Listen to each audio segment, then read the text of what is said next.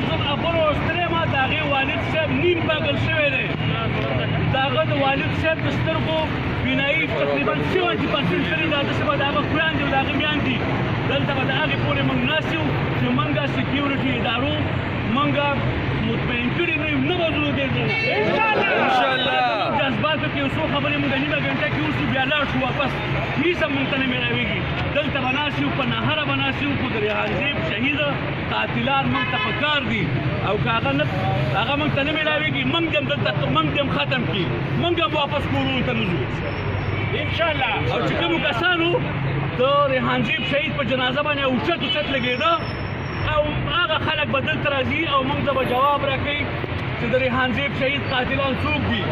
او که موږ ته جواب نه راکوي نو دا یو سوالیه نشان دی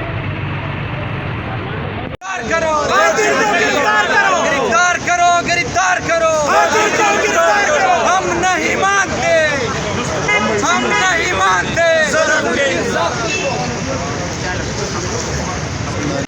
تو روز نہ روز کوئی ٹارگیٹ کلیننگ ہوتی ہے اور اس کا جو ہے کوئی پتہ نہیں چلتا کہ کس نے کی ہے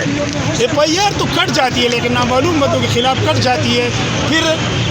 جو 5-6 دن 7 دن 8 دن 9 دن وہ ہمارے ساتھ گرمی حکومت رابطہ کرتے ہیں ہمارے گھر میں آتے ہیں تسلیاں دیتے ہیں جب وہ گزر جائے جب بات ٹھنڈی ہو جائے تو پھر خوش نہیں اس کے بعد اللہ خیر اسی طرح سارے معاملے ہمارے اسی طرح آ رہے ہیں تو ابھی جب لاسٹ ٹائم میں یہ ہمارا ریحانزیب ایک نوجوان تھا باجوڑ کا جس باہر ملکوں میں بھی پہنچ گئے ہے لیکن یہ اس کو بڑے یہاں پر دبئی ملیشیا ان ملکوں سے آئی تھے جاب کے لیے لیکن اس نے کہا کہ میں پاکستان کی خدمت کرنا چاہتا ہوں تو یہ اس نے جو پالیٹکس میں آ گیا اور یہ باجوڑ سے آزاد الیکشن اس طرح لڑ رہا تھا تو ہم سارے باجوڑ والے اس کے ساتھ کھڑے تھے کیونکہ اس کی ایک اسٹرانگ پوزیشن تھی اور بہت اسٹرانگ کینڈیڈیٹ تھا کیونکہ ہمیں پتہ تھا کہ یہ باجوڑ کے حق ادھر لا سکتا ہے تو اس کی وجہ سے کچھ نامعلوم افراد نے اس کو قتل کر دیا اور بہت بے دردی سے قتل کر دیا تو اسی دن سے ہم ہو کبھی DPO باجوڑ کبھی DC باجوڑ آج پکڑیں گے کل پکڑیں گے پرسوں پکڑیں گے تو اس کی وجہ سے یہ 25واں دن ہے ابھی بات ٹھنڈا ہوا ہے کسی کا پتہ بھی نہیں چلتا